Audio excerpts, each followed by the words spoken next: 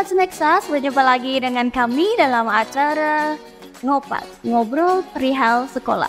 Baik, dalam podcast kali ini kita kedatangan tamu spesial ya. Beliau ini adalah alumni dari SMK Negeri 1 Sepauk. Ya, seperti tema kita membuat podcast yaitu membahas perihal apapun mengenai sekolah. Dan kali ini kita akan sedikit mencuri ilmu gitu ya dari alumni SMK 1 Sepauk. Kita tanyakan dulu. Selamat pagi Pak. Yes. Boleh silahkan memperkenalkan diri dulu kepada teman-teman yang ada di rumah nih. Halo, perkenalkan nama saya Danianus Tasan, biasa dipanggil Tasan. Kemudian alamat Germis. Aktivitas sehari-hari saat ini bekerja di CU Kelingkumang sebagai aktivis dan bertugas di Kelingkumang Manis Raya. Manis Raya, oh ya. Kemudian dulu waktu sekolah di SMK ini, kalau boleh tahu angkatan berapa itu ya? Saya angkatan ketiga ya, dari tahun 2007-2008. Iya. Saya angkatan ketiga waktu itu. Sempat juga saya sekolah di arah ke sana, arah di Lengkenat. Oh iya. Di atas itu sempat juga saya sekolah di sana, tapi nggak lama kami. Berapa ada 1 tahun atau Nggak sampai, paling 1 mingguan lah. Oh. Karena kita perkenalkan gedung di sana. Iya. Nah kebetulan gedung di sini juga sudah siap untuk dipakai ya. Iya, jadi ya teman-teman ya, ceritanya dulu itu SMK Negeri 1 Sepauk itu dari awal bukan di sini ya berdirinya ya. Awalnya posisinya atau lokasinya itu di Lengkenat, di Desa Lengkenat, kemudian beralih ke sini tahun berapa ya? Tahun 2006 2007. Pada saat itu kepala sekolahnya masih Bapak Apolonius Ateng ya. Almarhum ya. Almarhum Apolonius Ateng. Kemudian ini jurusan apa dulu waktu bersekolah? Pada masa itu waktu angkatan kami, saya masih ingat itu masih dibuka hanya 2 jurusan. Oh, dibuka 2 jurusan. Ya, 2 jurusan, yakni administrasi perkantoran, kemudian pertanian. Oh iya. Hanya 2 yang. Pertanian dan itu ya. Ya. Kalau melihat kondisinya nih Pak, coba sambil mengingat-ingat yang dulu gitu kan, Ya. Kondisinya dulu, boleh nggak diceritakan sedikit kondisi waktu sekolahnya itu lokasinya masih di Lengkenat? Iya, Bu. Berapa lokalnya? Kalau di Lengkenat itu hanya 1 lokal, saya ingat. Hanya 1 lokal. Dan itu pun hanya terbatas. Gedung pun seadanya, jadi beginilah keadaan kita sebelum perkembangan SMK 1 Sepauk saat ini ya. Iya. Kemudian waktu tahun kami angkatan ketiga itu, saya di jurusan pertanian itu kami hanya 7 orang. Minim sekali. Kemudian kalau di administrasi perkantoran itu hanya 14 kalau tidak salah saya, sekitar 10-an ke atas lah. Itu sedikit sekali. Nah, ketimbang pada saat ini ya. Sekarang ya, dibanding sekarang ya, jauh. Sekarang memang sekali. Jauh sekali berbeda ya teman-teman ya. Ya. Masih ingat nggak siapa guru-gurunya dulu? Saya masih ingat. Kepala sekolah itu Pak Apolonius Ateng. Iya. Kemudian ada Pak Hendra duduk. Kemudian Pak Andri Sujinto, beliau mungkin saat ini sudah di KN Hilir kalau salah saya ya. Kemudian saya masih ingat Ibu Wali kelas saya dulu, Ibu Daryani, Ibu Daryani ya. Ya, Ibu Daryani. Beliau pun masih masih aktif sampai sekarang. Nah kemudian guru-guru lain saya lihat udah banyak yang pindah ya. Iya. Nah kemudian kalau Ibu Elizabeth dengan Pak Horas. Iya. Ketika kami kelas 3, mereka baru datang. Jadi nggak lama ketemunya. Oh iya. Begitu dia. Sejarah singkat nggak? Iya, itulah. Gimana Pak dulu? Bolehlah sedikit Bu Daryani dulu kalau ngajar seperti apa ya? Oh iya, kalau Ibu Daryani orangnya mudah pahami. Iya. Mudah dipahami lah. Kalau dengan beliau, saya rasa memang bimbingannya cukup bagus. Nah, orangnya legowo ya. Iya. Kemudian humble. Halus. Ya, betul. Asik juga dengan ibunya. Cara mengajarnya, kemudian cara membimbingnya. Iya. Nah, pelajaran apa dulu yang diampu beliau? Kalau beliau ini lebih banyak di matematika ya. Kemudian di IPA juga. Iya. Nah, memang basicnya di situ. Iya, basicnya memang IPA. Itulah teman-temannya kalau dulu itu mungkin karena gurunya terbatas ya Pak ya? Ya. Gurunya terbatas, jadi mungkin ada satu guru yang memegang beberapa mata pelajaran gitu ya? Ya. Kalau dulu memang ya selain memang medianya terbatas, gurunya juga terbatas ya. Itu ya. Jadi satu orang guru itu bisa mengajarkan Beberapa pelajaran. ya, 5 materi pelajaran atau bahkan lebih. Iya. Jadi efisiensi mengajar itu terasa gitu ya. Efektivitas, kemudian karena memang terbatas media tadi, Iya. ya kita juga seadanya. Jadi gitu. Oke.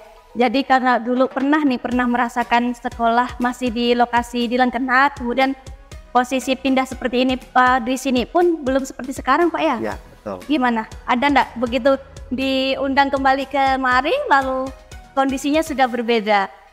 Ya, kalau kita bicara kilas balik ya, Iya. kalau seandainya saya kembali ke masa lalu dengan keadaan sekarang, saya malah lebih bersyukur yang sekarang ya. Bukan berarti yang dulu-dulu nggak bersyukur, Iya. bukan berarti begitu. Karena memang saat ini kita lihat saja ya, perkembangan kemudian media-media pembelajaran itu cukup menunjang ketimbang zaman saya dulu. Kita menggunakan media seadanya. Iya Pak. Jadi gimana ya, intinya perkembangan zaman itu terasa. Iya. Nah, ketimbang anak-anak sekarang itu ketika medianya sudah ada, kemudian pendukungnya sudah ada, tapi minat belajarnya kurang. Saya rasa begitu. Iya benar. Itu juga yang menjadi seperti apa ya, kebimbangan juga bagi kami kan. Iya. Seperti itu. Nah, kalau yang dulu itu kan misalkan angkatan kita misalkan kan, Ya. kita dalam kondisi yang serba terbatas misalnya kan. Betul. Terbatas, kesulitan, mungkin kan maksudnya kesulitan dalam mencari guru, masih terbatas gurunya iya, kemudian fasilitasnya iya gitu kan. Tapi tetap ada semangat itulah. Nah, inilah teman-temannya yang bisa kita ambil, misalnya semangatnya ini yang harus kita contoh gitu kan. Bagaimana kita bisa keluar dari keterbatasan itu, seperti itu ya. Ya. Kemudian dulu waktu sekolah itu kan jurusan pertanian ya. Iya, Bu. Itu yang dipelajari apa aja, Bang? Di pertanian, jurusan pertanian saya belajar lebih banyak ke praktek ya. Kita paling 40%-nya materi, teori ya. Kemudian 60% memang banyak praktek. Iya. Kita di sana dulu ada di bagian pertanian khususnya di karet ya, ada okulasi. Iya. Kemudian di hortikultura kita sayur-sayuran. Iya. Nah, banyak di situ ya. Iya, ternyata masih melekat sekali ya. Masih melekat sekali pengalaman-pengalaman dulu zaman-zaman sekolah gitu ya. Yono, guru favoritnya siapa, Pak? Gimana ya? Favoritnya? Boleh dibilang semua, tapi kan pasti ada nih yang paling berkesan gitu. Iya. Kalau favorit itu saya lebih suka ke Pak Andri Sujinto ya. Ya, gimana, boleh diceritakan Pak Andri itu? Pak Andri Sujinto orangnya nyaman aja, maksudnya apa yang disampaikan beliau itu lebih mudah kita terima. Kita terimanya gitu ya. Dan orangnya responsif gitu modelnya, cepat tanggap. Nah, ketika kita ada masalah misalnya komunikasi ke beliau cepat nanggap. Iya. Jadi nggak nunggu lama, itu yang kami sukai gitu. Itu. Ya. Saya rasa itu. Ternyata masih ingat sekali ya, karena memang kalau masa-masa sekolah itu kalau orang masa-masa paling indah gitu ya kan. Dimana kita belum ada memikirkan hal untuk cari uang apa segala macam kebutuhan gitu kan, masih enak pagi sekolah, siang pulang gitu. Paling tugas yang terberat apa dulu waktu sekolah ya? PR. Iya, PR itu yang menjadi tugas terberat di masa sekolah gitu kan. Iya. Kemudian sekarang kesibukannya sebagai aktivis ya, di CU Lingkungan. Itu gimana ceritanya dari jurusan pertanian kok bisa kerjanya di CU seperti itu, Pak? Boleh diceritakan? Oh ya, sebetulnya kalau kita lihat ke belakang ya, dari jurusan pertanian kok bisa ke CU ya? Ya. Tapi memang itu sejarahnya panjang, Ibu. Nah, dari SMK pertanian, kemudian selesai 2010-2011 saya melanjutkan ke perguruan tinggi. Iya. Saya melanjutkan di S3IP. KIP Sintang ya? Sintang ya. Iya. Waktu itu saya ambil jurusan keguruan, khususnya kalau jurusannya saya ambil waktu itu biologi. Oh, pendidikan biologi. Pendidikan biologi. Ya. Tapi masih ada nyambung sedikit sih ya dari pertanian ke biologi. Ya, adalah masih, pertanian. Masih. tanaman atau Betul. tumbuhan gitu ya. Yang senyambung sedikit lah. Ya. Nah, kemudian selesai dari situ 2015, Februari 2015 selesai. Kemudian saya dapat informasi ada lowongan pekerjaan di CU Lingkungan. Nah, kebetulan waktu itu ada penerimaan karyawan. Iya. Namun sebelum itu saya sempat nganggur juga.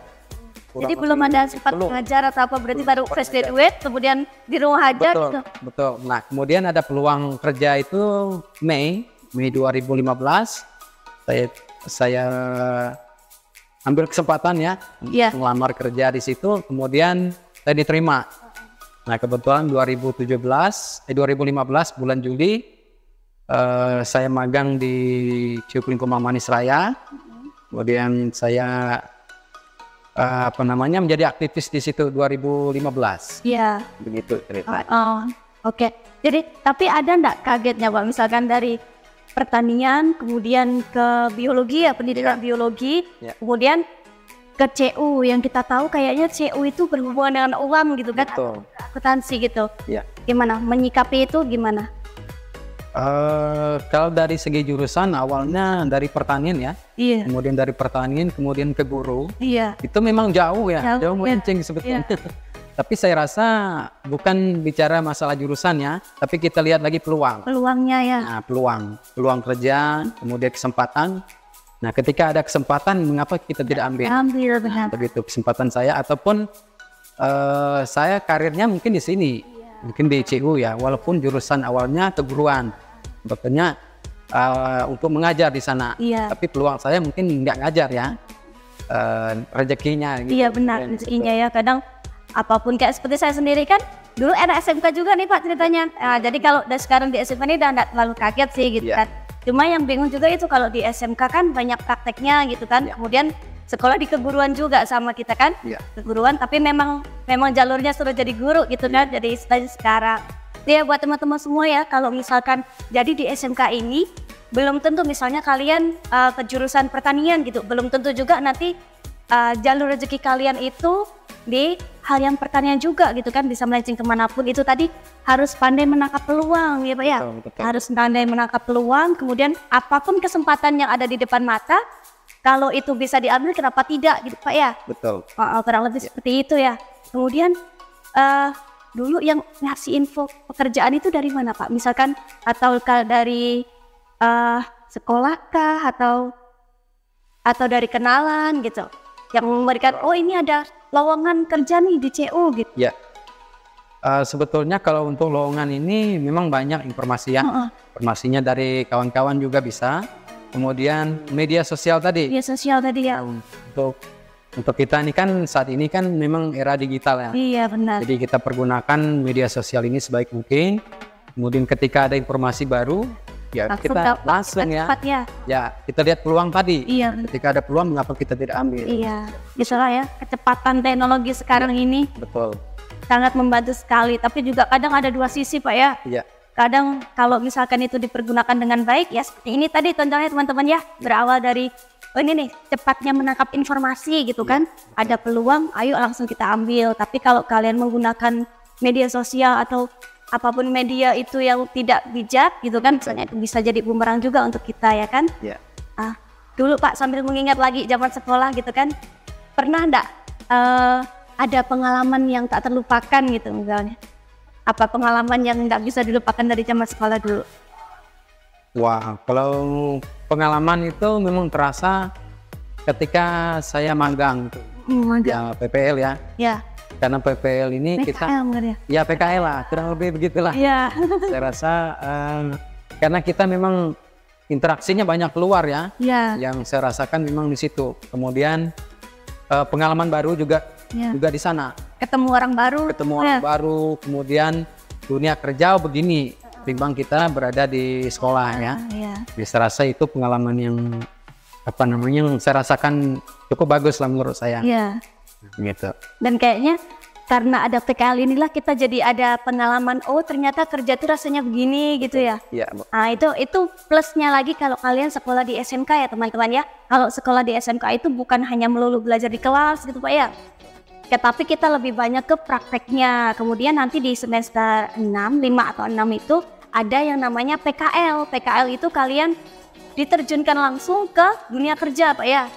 Ya kalau dulu hanya ada jurusan pertanian dengan perkantoran gitu kan. Kalau sekarang kita sudah ada 8 jurusan yang akan disalurkan ke dunia kerja yang sesuai dengan jurusan yang kalian ambil. Itu nilai plusnya ya Pak ya. Ya. Kemudian sekarang bolehlah kasih tipsnya bagaimana bisa meraih suksesnya itu. Sekarang sudah bisa bergabung dengan CU yang besar juga di Kalimantan Barat ini kan. Iya. Kalau untuk tips dari saya pribadi itu yang pertama itu terus belajar, kemudian berusaha mengembangkan diri dari pendidikan tadi, karena memang pendidikan ini mutunya penting ya. Iya. Karena kita tidak bisa pungkiri ke depan, karena memang pendidikan ini mutlak ya. Iya. Yang kedua ini jangan gengsi lah, mentang-mentang SMK-nya kejuruan misalnya, sekolah kejuruan bukan berarti nggak bisa sukses ke depannya ya. Iya. Nah itu jangan gengsi. Yang ketiga, yang berikutnya kita berusaha baca peluang tadi. Kita pergunakan media sosial sebaik mungkin. Iya. Nah ketika ada peluang, mengapa kita tidak ambil? Iya. Jangan menunggu esok ya. Benar. Ya begitu. Nah, kalau udah ditunda biasanya tidak akan terlaksana gitu ya. Jadi pokoknya apa yang di depan mata kita ambil gitu ya, selagi itu baik. Gitu ya, itu ya sangat memotivasi sekali ya pertemuan kita kali ini untuk adik-adik semuanya, teman-teman kita yang di SMK. Pokoknya belajar yang rajin ya Pak ya. Belajar yang rajin, kemudian pokoknya kerjakan apa yang harusnya kalian kerjakan. Misalkan kalian masih sekolah, ya sekolah dulu yang benar gitu ya Pak ya. Sekolah dulu yang benar, kemudian nanti untuk jadi apanya nanti itu nanti ada Tuhan yang atur gitu ya Pak ya. Ada Tuhan yang atur, yang penting kita berikan hal yang terbaik gitu ya. Gitu aja. Cukup kayaknya ya. Ada enggak pesan-pesannya untuk teman-teman yang lain, misalnya atau adik-adiknya, pesan untuk rekan-rekan gitu ya? Iya boleh. Ya rekan-rekan, alumni yang lain, saya rasa karena memang banyak juga ya alumni dari SMK Gernis, SMK 1 Sepauk ini maksud saya, yang sudah sukses. Iya, seperti saya juga profesinya sebagai aktivis di CU Pelipomang. Nah, pesan untuk teman-teman ya kasih motivasi juga lah untuk adik-adik kita. Iya. Karena memang untuk generasi kedepannya kan mereka inilah generasi penerus. Iya. Walaupun misalnya tidak profesi yang sama. Iya. Terasa inilah kesempatan yang bagus. Iya. Motivasi yang baik. Tapi apapun yang sudah mereka jadi apa gitu kan, muaranya tetap di SMK inilah gitu ya Pak ya. Kita tidak akan pernah namanya melupakan apa sih wadah kita gitu kan. Dulu 3 tahun kita menimba ilmu di SMK ini, kemudian bisa jadi apa kan mungkin memang nggak terlepas. Ya walaupun istilahnya tadi bukan jurusan ini, tapi itu yang namanya takdir kan Pak ya. Ya. Namanya takdir gitu kan. Jadi boleh nih untuk alumni-alumni lain yang sudah sukses gitu kan. Sebenarnya sukses itu kan relatif ya Pak ya? Iya. Ya sukses itu relatif ya. Jadi mau jadi apapun kalian, selama diri kita itu bangga dengan kita sendiri gitu kan Pak. Dan itu bisa menjadikan jalan penghidupan kita ya, kita tetap harus bangga gitu kan menjadi apapun kita. Boleh nanti yang misalkan ingin datang nih kemari, oh ya lupa saya ucapkan terima kasih banyak ya Bapak ini dalam kesibukannya udah menyempatkan waktu ke sini. Berbincang-bincang ngobrol santai kita mengenai SMK ini, itulah mohon dukungannya juga gitu kan, karena ya dalam berjalannya waktu ini kan semoga kita bisa terus mencetak alumni-alumni yang berhasil gitu nantinya. Oke, mungkin cukup itu saja untuk pertemuan kita hari ini ya teman-teman semuanya. Jangan lupa untuk terus semangat dalam belajar, jangan gengsi tadi Pak ya, jangan pernah gengsi. Apapun yang ada di depan mata selagi itu baik, langsung aja diambil gitu kesempatannya ya. Jangan disia-siakan kesempatan yang udah ada. Dan kita ke lulusan SMK itu bukan hanya bisa bekerja saja gitu kan, tapi juga tadi Bapak kan kuliah juga bisa. Kalau kalian mau kuliah bisa tetap lanjut, kalau bekerja sudah ada skillnya gitu kan, ada keterampilannya. Kemudian kalau kalian bisa berwirausaha itu juga bagus gitu kan. Seperti slogan kita kan ada BMW itu Pak. Lulusan SMK itu ada BMW, ada yang bekerja, melanjutkan kuliah, dan B-nya wirausaha. Jadi ada juga sekolah pencetak wirausaha. Pokoknya di SMK ini bisa semuanya. Seperti slogan kita kan, SMK bisa. Gitu, kan? Ya, pokoknya bisa jadi apapun yang sesuai dengan minat dan bakat kalian. Ya.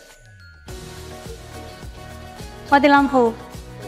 Oke, boleh closing ya? Closing aja ya. Ya. Sedang lah. Udah banyak. Iya. Oke. Baik, mungkin itu saja dari pertemuan kita hari ini, Pak ya. Terima kasih banyak sudah meluangkan waktunya untuk datang kemari. Semoga kita bisa terus bebenah, memperbaiki apa tadi sistemnya. Mungkin dulu gurunya terbatas, sekarang alhamdulillah sudah mulai banyak lagi guru yang berada di sini, Pak. Kemudian jurusan juga udah mulai banyak. Jadi untuk adik-adik semuanya ya yang ada di rumah, mungkin kalian dari SMP mau melanjutkan, boleh silahkan SMK gitu ya. Pak, kita ada slogan nih, makanya SMK bisa. Misalkan saya bilang SMK bisa, SMK hebat, SMK bisa hebat. Itu boleh sama-sama supaya teman-temannya di rumah juga tahu, oh SMK ini ada slogannya gitu ya. Boleh kita coba ya, SMK bisa, SMK hebat, SMK bisa hebat ya. Oke, begitu saja pertemuan kita kali ini. Semoga bermanfaat, semoga bisa kita ambil hikmahnya ya. Terus semangat untuk adik-adik yang masih belajar. Kemudian ada adik-adik SMP yang mau melanjutkan, boleh silahkan bergabung bersama kami. Oke, baik, itu saja dari kami. Selamat siang, terima kasih, sampai jumpa.